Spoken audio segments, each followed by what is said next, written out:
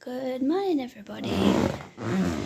Aphrodite's child here. In today's video, I want to talk about group me three tellings once again, and also Hellenic polytheism.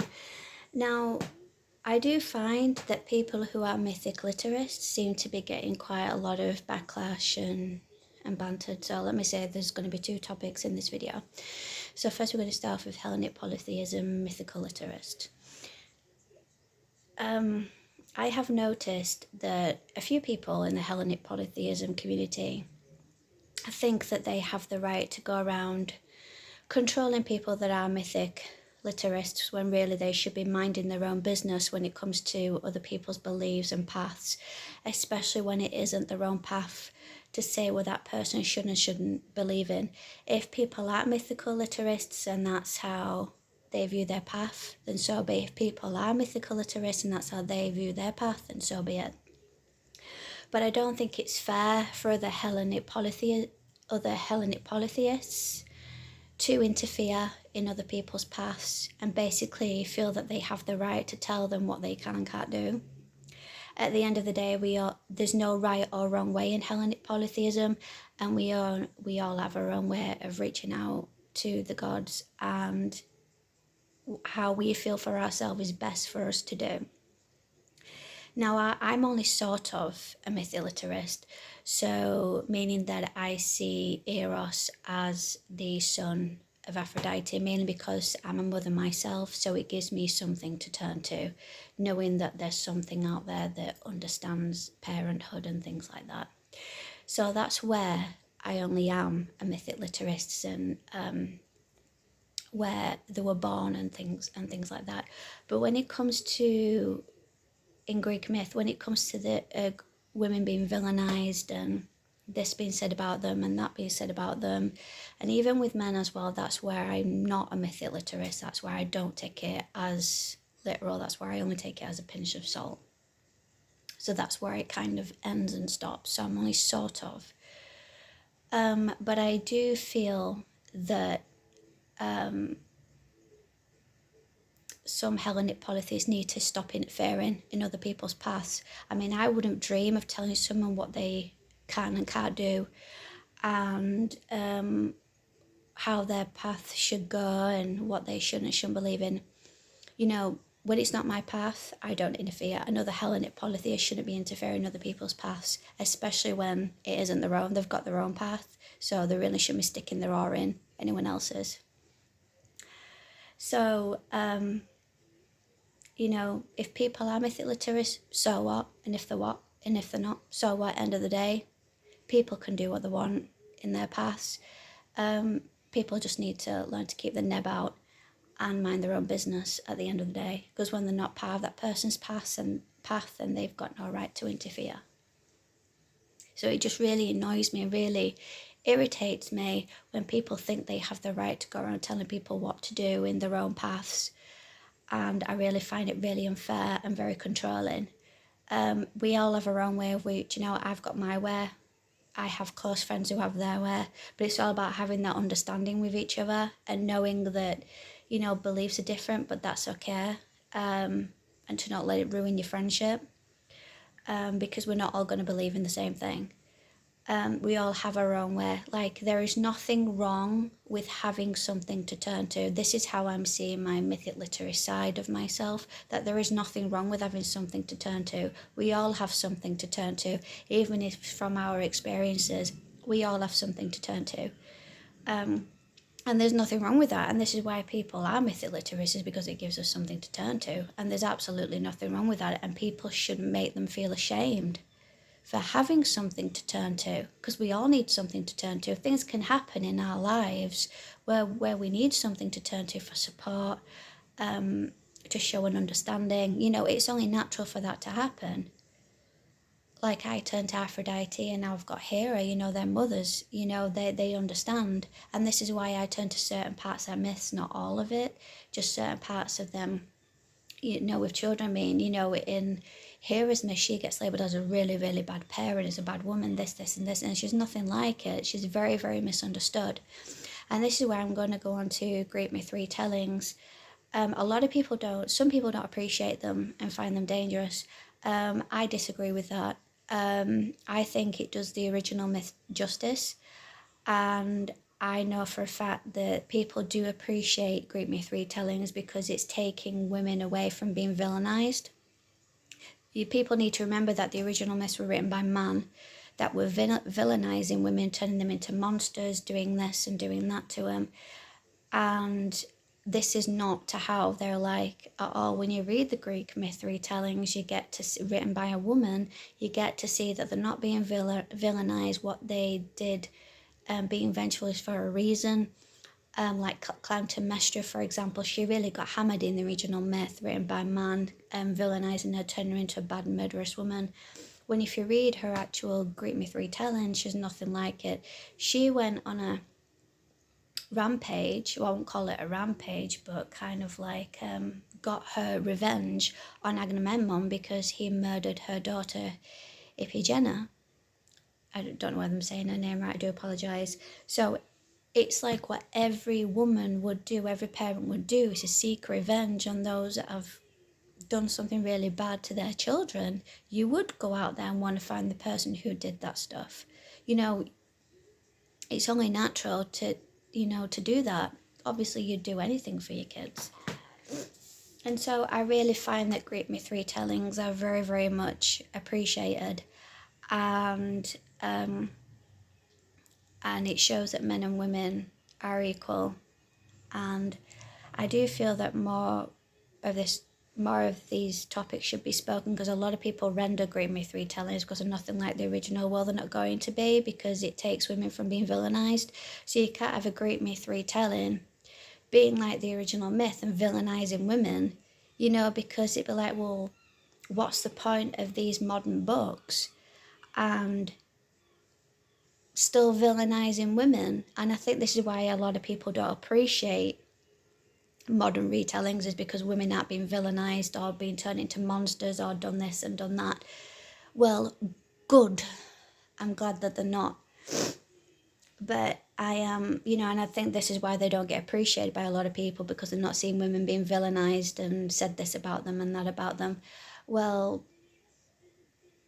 tough, you're going to hear exactly to how women are, and if you don't like it, you know where the door is. I really don't like the people of the fact of supporting the original myths, knowing that they were written by man and knowing that man villainized women and turning them into something that they're not. Because when you see these modern retellings written by a woman, you know that you're actually going to hear from a woman's point of view to how they actually are. I know in Stone Blind, Medusa did say that she's a monster, and one of her sisters said to her, "Who called you that?" And Medusa said, "Men did. Men did." Men did say that in her original myth when it was written by man. They said that Medusa was a monster. Now, how would someone defy a monster? How would someone defy a monster? Someone would defy a monster if they didn't understand. So it'd be a monster to them because they didn't understand. Whilst Medusa never saw her sisters as monsters, only the outside world did, because they were different from them, so they automatically got seen as monsters. So when you look at the retelling of Medusa, for example, and look at her original myth, in her retelling, Medusa got punished for something that she did not cause, which is what happens to domestic abuse victims. They get labelled as the villain, not the victim. Medusa got labelled as the villain, not the victim, like it's her fault that Poseidon abused her, like it's her fault. This is what happens to abusive victims. They get blamed for something that they didn't cause, like it's their fault. They get turned into the villains, which is what happened in Medusa's original myth. She got punished for something she didn't do. She got cursed and punished when it should have been Poseidon who should have got punished for the abuse that he caused Medusa. Now, I'm not saying that any of this happened in real life. This is where I'm not a mythic literist, but for someone who generally went through domestic violence would turn to that and see that as a support, like Medusa understands, she's been through it herself. So they would turn to that for support. And this is where people would become a mythic literist. But the original myths were written by the Romans. So this is where people also have to bear in mind. But I generally personally disagree about the Greek myth retellings, about them being dangerous and things like that, mainly because they are very much appreciated by people. People do appreciate them because it stops women from being villainized, which I think should be appreciated. And how is that dangerous? This is what I'm trying to understand. How is that dangerous? How is that dangerous to really support Greek myth retellings? I support Greek myth retellings mainly because I know that women aren't being villainized in them. So I would 100% back them up and support them and appreciate them. Whilst other people prefer the original myth as women being villainized, which is more full on them. They want a complete misunderstanding of Hera and Aphrodite, Cassandra, Clytemnestra, Ariadne. Who else is there? Selene and other deities out there. Not Selene, but then you've got Helen of Troy. If they want a misunderstanding of them being villainized, like in the original myth, it says that Helen was responsible, the face that launched 1,000 ships. She was responsible for the Trojan War, when in fact she wasn't. She was the victim. It was Paris. I once had a dream, it could have been me, but I once had a dream that Helen told me she was kidnapped by Paris, and it's all that caused the Trojan War, which is highly likely the case, because I don't see Helen causing it, because she appears to be more of a victim than a villain. But this is where Greek myth retellings are becoming appreciated, because women aren't being villainized. And this is what I try to explain to people, that they're not dangerous to read. They're actually appreciated, mainly because women aren't being villainized. But with me also being a mythic literist, sort of, just to a certain extent, not when all this violence and stuff is kicking off, because that gets way out of control. So I think this is also where people are like saying, well, Greek myth retellings aren't appreciated, they're dangerous. It's like, they are appreciated. People do appreciate them. They appreciate them more than the original myth, because the original myth is written by a man who villainizes women. You've got Homer, and you've got Hesiod, but that's on about the Iliad and the Theogony, and and also the Odyssey. But even in the Iliad and the Odyssey, they're still villainizing women.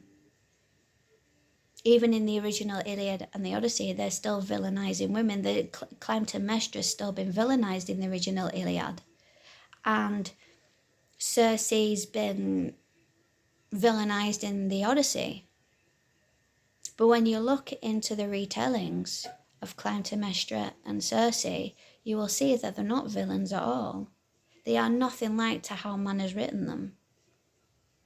And this is where people are saying, I hope they're not villainizing her in the Greek myth retellings. It's like, well, they're not. It's nothing like the original myth. And this is where people are not showing an understanding to Greek myth retellings, that they don't appreciate the fact that these are now being told from a woman's perspective. And this is what I try to tell people. They're not dangerous. Many people appreciate them. They're actually told from a woman's perspective. They're not getting villainized like in the original myth. Like Clytemnestra got villainized to the core, and so did Circe. So when you look, compare the two together, they can do the original justice. Even though the original myths were written by the Romans, they can do them justice, but you're hearing it from a woman's perspective, and I think that a lot don't appreciate that, because they're hearing it from a woman. Again, women being controlled by man, living in a man's world, well, because men don't appreciate it, women can't either. This is where it feels like, when I speak to people, Like, oh, you can't pay attention to that. And it's like, why? Oh, because it's a retelling. It's nothing like the original myth. It's like, it won't be like the original myth because the original myth is written by a man villainizing women. And you'd be like, oh no, you can't pay attention to myth retellings. The modern is that because why they're being told from a woman's perspective, to why men don't like it, to why some people don't like it because they're being told by a woman's perspective, knowing that the woman's not going to be villainized.